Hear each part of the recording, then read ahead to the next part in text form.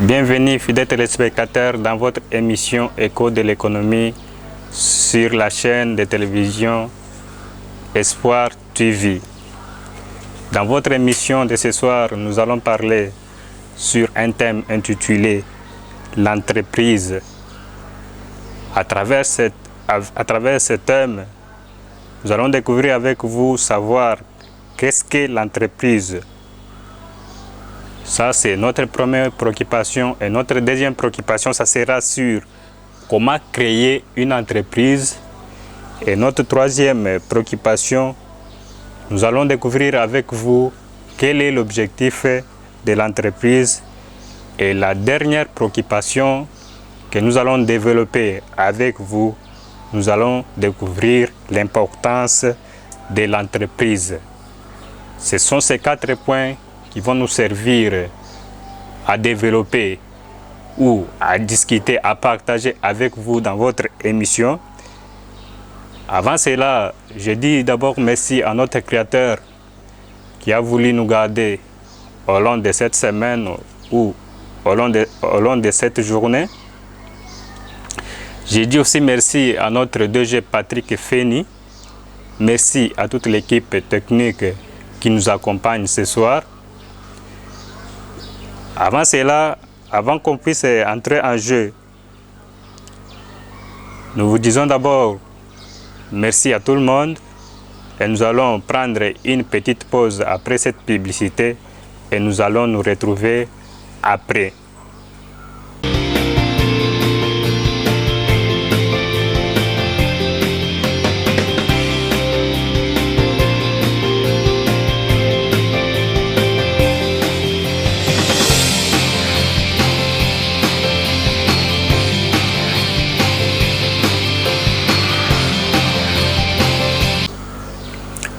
De retour sur les plateaux de la télévision Espoir TV. Au micro, c'est votre animateur Paul Mouenzé, futur expert comptable et entrepreneur de son état. Il est expérimenté dans le domaine de la comptabilité où il partage aussi son expertise. Avant cela, nous abordons directement notre premier point qui est de savoir qu'est-ce que l'entreprise? C'est une question très capitale pour nous et pour vous. Nous allons découvrir avec vous qu'est-ce que l'entreprise. Il y a plusieurs définitions de l'entreprise selon les auteurs, selon aussi la compréhension de tout un chacun, chacune. Maintenant, quant à nous, nous allons définir, nous allons donner des exemples simples et typiques, une simple définition, disant l'entreprise, c'est une entité économique ou est autonome, composée de plusieurs facteurs de production pour produire les biens et services destinés d'être vendus sur un marché en vue afin de réaliser les bénéfices. Et ça, c'est notre simple définition que nous avons donnée. Et nous allons encore donner une autre définition sous autre aspect à ces termes, disant que l'entreprise, ça peut être une personne ou un groupe de personnes dotées d'une personnalité juridique qui travaillent pour fournir les biens et services aux clients, dont l'objectif premier est de satisfaire les clients pour gagner de l'argent. Donc, si vous comprenez bien, parmi les 2 définitions que j'ai données, l'unique objectif de l'entreprise, c'est produire les biens et services et pour les vendre, ou soit les revendre, afin de gagner de l'argent. À travers cet argent, ça peut aider à payer les travailleurs, à payer les tierces personnes qui sont dans l'entreprise. Ça, c'est notre première préoccupation. Sans plus tarder, fidèles téléspectateurs, nous abordons directement à notre deuxième préoccupation, qui qui est si vaste et très important. Comment créer une entreprise? On ne peut pas se réveiller seulement un jour comme ça. Tu te dis, bon, j'ai créé une entreprise. Il y a des étapes à remplir. Il y a des conditions à remplir. Donc, nous disons en premier lieu, pour créer une entreprise, première étape très importante, il faut d'abord avoir une idée dans la tête. Quelle est votre idée? Qu'est-ce que vous voulez faire? C'est-à-dire, il faut savoir définir une idée concrète pour créer l'entreprise. C'est très important. Et deuxième étape est d'abord de faire une étude du milieu. S'agissant d'une étude du milieu, c'est une étape très importante. Ce n'est pas n'importe où tu dois implanter votre entreprise. Ce n'est pas n'importe où qui est habilité à créer votre entreprise. On doit d'abord premièrement étudier l'environnement externe et interne. Si peut-être j'ai créé cette entreprise dans ce milieu, qu'est-ce que je dois gagner? Donc il faut savoir d'abord définir les besoins de la population. Qu'est-ce qui manque à la population? Et là, tu auras déjà cette possibilité de conquérir cet environnement que vous allez étudier, ces milieux que vous allez étudier, parce que vous avez déjà ciblé. Vous avez déjà ciblé sur quel milieu que vous devez implanter votre entreprise. Un autre point encore très important est de savoir comment chiffrer votre projet. Donc faire votre business plan. Savoir avec quel montant que tu dois réaliser votre projet. Comment en avoir ces montants pour arriver à créer la société. Donc c'est très important. Avoir déjà un budget quelconque. Avoir déjà défini, chiffré les montants quelconques.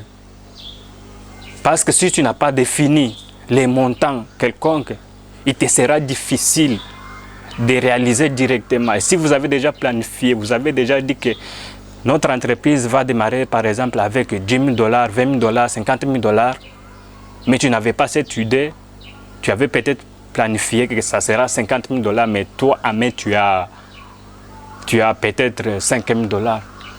Ça va te compliquer. Et c'est pourquoi je vous ai dit dans notre étape précédente, à savoir comment faire l'étude du milieu. Et après, vous devez maintenant chiffrer votre projet pour la réalisation. Bien. Après avoir chiffré votre projet, il y a encore une étape encore très importante et de rechercher d'abord les financements. Comment rechercher les financements? Est-ce que ces financements peuvent provenir de soi-même? Qu'est-ce que vous faites pour en avoir cet argent pour financer votre entreprise? Ou soit, ces financements que vous recherchez, ça peut provenir par la dotation. Parlant de la dotation, l'État peut-être peut vous doter. Ou soit, l'organisme nationaux, tout comme nationaux, peuvent vous financer. Ou soit les membres de ta famille peuvent vous aider. Peuvent vous aider à en avoir les moyens pour matérialiser votre projet. Alors si les membres de ta famille te donnent les moyens à créer l'entreprise, c'est une bonne chose parce que tu ne payeras pas les intérêts. Il y a encore une autre possibilité très importante plutôt, c'est recourir à des banques, soit c'est rechercher les financements auprès de la banque. Vous le savez que à la banque, il y a toujours eu des contreparties. Vous devez payer les contreparties. Et cette contrepartie, ça sera les intérêts. Vous allez rembourser les principales, accompagner avec les intérêts. Et vous comprenez que si c'est votre argent, vous n'aurez pas besoin d'aller payer les intérêts. Si c'est par la dotation, vous n'aurez pas droit à aller payer des intérêts. Et si c'est auprès de la banque, vous serez toujours obligé de payer les intérêts. C'est une étape très importante. Alors, une autre étape, il faut choisir le statut juridique selon votre taille, selon la taille de l'entreprise, selon l'activité sur laquelle que vous allez vous lancer. Donc, avoir le statut juridique selon votre taille de l'entreprise et selon votre domaine. Une autre encore étape est d'en avoir le registre de commerce, le RCSM. C'est encore une étape très importante. On doit vérifier si réellement votre entreprise est enregistrée au registre de commerce. Tu dois être identifié, en avoir l'identification nationale. Tu dois avoir les numéros d'impôt. Tu dois avoir les numéros de l'ONEM. Tu dois avoir les numéros de l'INPP pour former peut-être les travailleurs. Ce sont des étapes très importantes à la création de l'entreprise. Et ça, c'est notre deuxième point que nous avons développé avec vous. Alors, une autre préoccupation encore très importante est de savoir quelle est l'importance de l'entreprise. L'entreprise joue l'importance capitale. L'entreprise, c'est l'acteur économique essentiel qui participe à la création de la richesse et à la redistribution de cette dernière à travers la création de la richesse.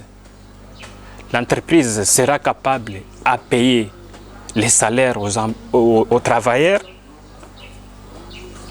à distribuer les dividendes pour les actionnaires s'ils réalisaient les bénéfices. Mais écoutez, il y a d'autres entreprises, si vous créez en tant qu'actionnaire, en tant qu'associé, tu peux t'attendre qu'à la fin de l'année, tu dois réaliser les bénéfices pour se partager les dividendes. Toutefois, il ne faut pas aussi ignorer que les pertes aussi existent. Il sera impossible de partager une perte si vous n'avez pas bien travaillé, si vous n'avez pas atteint les objectifs, vous n'avez pas atteint les rendements que vous vous êtes fixés au long de toute l'année. Donc, le partage des dividendes, c'est une étape aussi très importante. Très importante plutôt. Alors,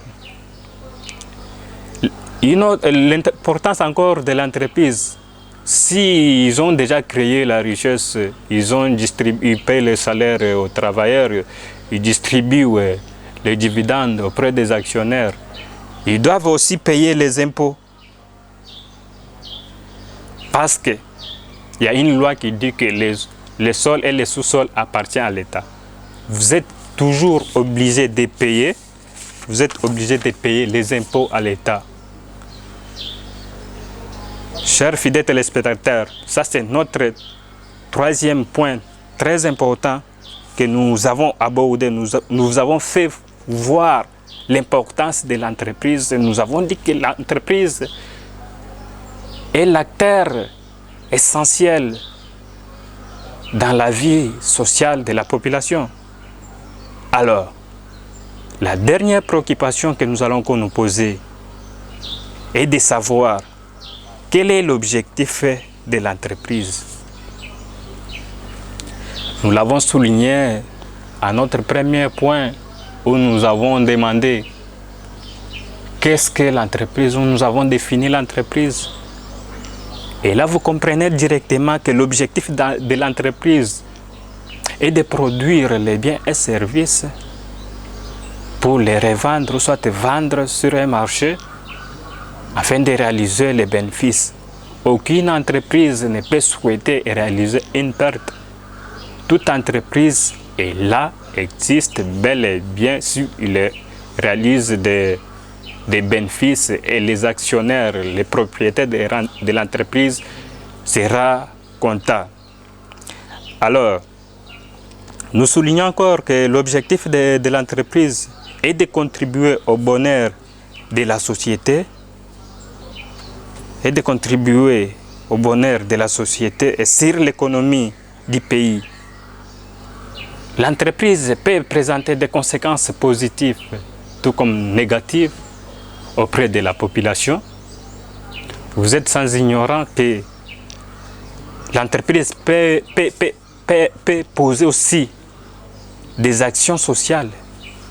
Il peut cibler une partie de la population qui est peut-être dans la souffrance de l'eau.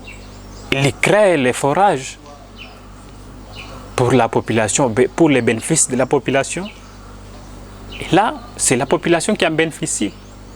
Il peut cibler peut-être quelques écoles qui sont en train de souffrir, des écoles qui ne sont pas viables. Il construit des bâtiments pour l'école.